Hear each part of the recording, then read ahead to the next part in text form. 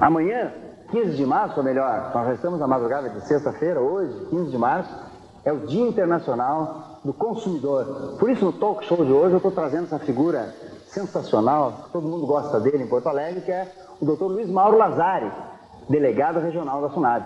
Tudo bom, Luiz Mauro? Tudo bem, Paulo. Delegado, uma coisa que eu acho interessante no delegado Lazari é o seguinte, que ele conseguiu transformar um cargo frio, chato, que todo mundo tinha reserva, delegado da SUNAB, numa postura doce, afável, acessível. Qualquer um que chegar na SUNAB ele recebe. Como é que foi, delegado, essa transição de tu teres assumido, aliás, tu assumisse ainda no período militar, né, o cargo de delegado da SUNAB, transformares o cargo num momento assim, da função pública afável e receptivo? Bom, Paulo, primeiro eu tenho certeza que essa tua visão é muito própria e não pode servir para todas as pessoas. Mas, de qualquer forma, eu não cheguei lá na época do regime militar. Eu sou delegado já há quase 8 anos. Antes disso, eu fui chefe da fiscalização. E lá onde eu tive realmente o aprendizado de como é difícil lidar com o consumidor e com os comerciantes ao mesmo tempo, tentando manter uma postura equilibrada nessas duas situações. Há momentos muito difíceis, especialmente quando em 86, Dá um exemplo de momentos difíceis. A gente fizemos 10 anos do primeiro congelamento de preço. E lá, mais do que congelamento, aquilo parecia uma iniciação religiosa, ou seja, todo mundo acreditava mesmo naquelas medidas econômicas. Se trabalhava com muito ardor. No plano cruzado. Éramos menos profissionais e mais apaixonados pelaquela situação. Com a repetição, com os diversos congelamentos, os fiscais passaram a trabalhar mais profissionalmente, né? Quase refletindo que a população também deixou de ter aquele engajamento xiita que havia em 86, quando as pessoas prendiam comerciantes na marra.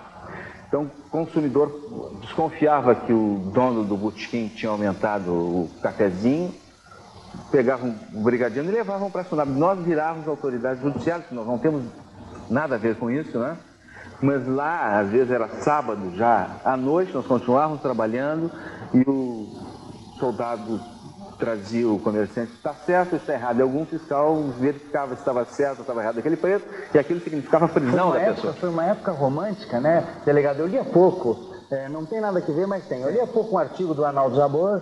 O Arnaldo Jabor tinha 13 anos quando ele assistiu ao famoso discurso do Jango Goulart, né, de 14 ou 15 de março de 64, na Central do Brasil. Certo. Ele estava paradinho ali e ele escreveu há pouco tempo atrás, agora dizendo que todos eles achavam, naquela época, que iam mudar o Brasil. E todos nós também, no plano do Sarney ali, achávamos que íamos fazer um novo país, né? Inclusive os fiscais da SUNAB, né, delegado? Pois, olha, tirando esses acontecimentos como Copa do Mundo e como a morte dos ídolos, que acontece infelizmente, não houve momento de engajamento tão uniforme da população como naquele plano cruzado. E você ficava arrepiado, emocionado? É claro que sim. As pessoas não se podia falar com a nossa casa, mas o telefone da SUNAB recebia ligações constantes, não se conseguia fazer comunicação externa, porque sempre entravam linhas. Quando a gente chegava em casa já tarde da noite, os amigos pessoais ligavam para fazer as reclamações deles. Ou seja, depois de algumas semanas virou um inferno, né? Então os cabelos brancos dos fiscais da SUNAB iniciam naquele período lá de 86. Foi realmente muito difícil. A frustração logo depois com o desencaminhamento do plano redundou que nós nos tornássemos um pouco mais rígidos, ou seja, não nos engajamos mais com tanta vontade quanto naquele primeiro momento. Delegado Lazari, uma coisa que as pessoas devem se perguntar é assim, no período que havia inflação, 20%, 25%, 30% de inflação, os fiscais tinham talvez uma postura mais rígida, mais agressiva, mais preocupante. Hoje, em que a economia está praticamente estabilizada, como é que é fiscalizar? O que a SUNAB exatamente faz? E que dicas que o senhor dá para as pessoas consumirem melhor e terem um consumo de mais qualidade? A SUNAB faz duas coisas. Faz pesquisa de preço, isso é muito importante, mas é um pouco complicado para falar essa hora da noite. Se faz muita pesquisa. Essa aí fica registrada, nós temos os preços no supermercado dos últimos 10 anos registrados lá. Fiscalização também se faz. Não de preço, os preços são liberados, né? Não compete a SUNAB decidir que o preço deve ser X ou Y. Esse é o governo federal, são as autoridades econômicas que detêm esse poder. Estando liberado, se obriga... Então a SUNAB não faz nada desse caso? O preço não, a não ser defender a coisa mais preciosa, o patrimônio mais precioso que tem o consumidor, que é o direito de ser informado. Ou seja, nós quando temos um restaurante, nós devemos ter a tranquilidade que o que a gente vai gastar está adequado com o nosso bolso. Então o restaurante tem que ter na porta, antes de nós entrarmos, a gente tem que saber os preços que custam lá dentro. Quando se vê uma oferta de um automóvel, por exemplo, no jornal, a gente tem que saber a quantidade de automóveis que existe lá, para evitar que a pessoa pegue, seja chamada, como aconteceu alguns anos atrás. Um preço de uma televisão, digamos, hoje, de 30 polegadas, é alguma coisa como R$2.000, alguém anunciava como 1.000, pela metade do preço. Quando abri a loja não tinha nenhuma venda. Então era um chamariz, desonesto inclusive. A SUNAB passou a fiscalizar também a publicidade nesse aspecto. Não a censura publicitária, que não tem nada a ver com a nossa atividade, mas no sentido de que as informações, quando se referem a uma proposta especial de venda, elas tenham a quantidade, tenham o preço, tenham o período de validade daquela proposta.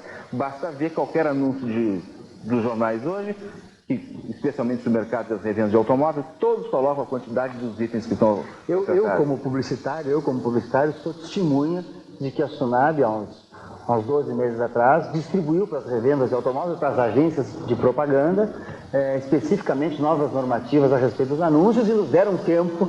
Eu fui a sua presença com o presidente do Sindicato das Agências e nos deram tempo para nos adequar.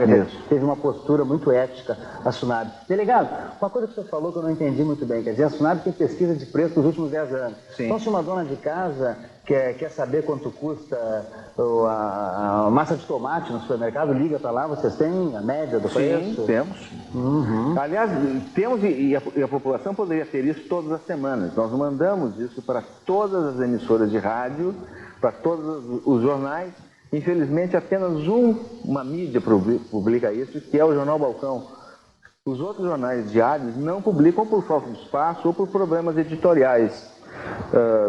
Inclusive, por pressão econômica dos anunciantes? Por pressão econômica, sem dúvida nenhuma. Um dos jornais, que é a Zero Hora, por exemplo, se comprometeu, uma chamada de capa, a publicar todas as quintas-feiras os preços, nós remetemos a eles todas as semanas. Publicaram numa quinta-feira, na segunda já não publicaram e não houve nenhum tipo de retorno do porquê foi tomada essa atitude, certamente por pressão econômica. Né? Delegado Lazari, a pessoa então se sentindo lesada ou tendo qualquer dúvida, como é que ela faz para recorrer à SUNAB? Quais os telefones, quais as pessoas? Qual é o comportamento? A SUNAB atende das 8h30 às 17h30, na rua Bento Martins, número 24, quinto andar. E o telefone para contato é 198. É o famoso 198. Ou então o 221-9380, que é o telefone da chefia da fiscalização. Mais alguma coisa que o senhor acha de relevância para a comunidade?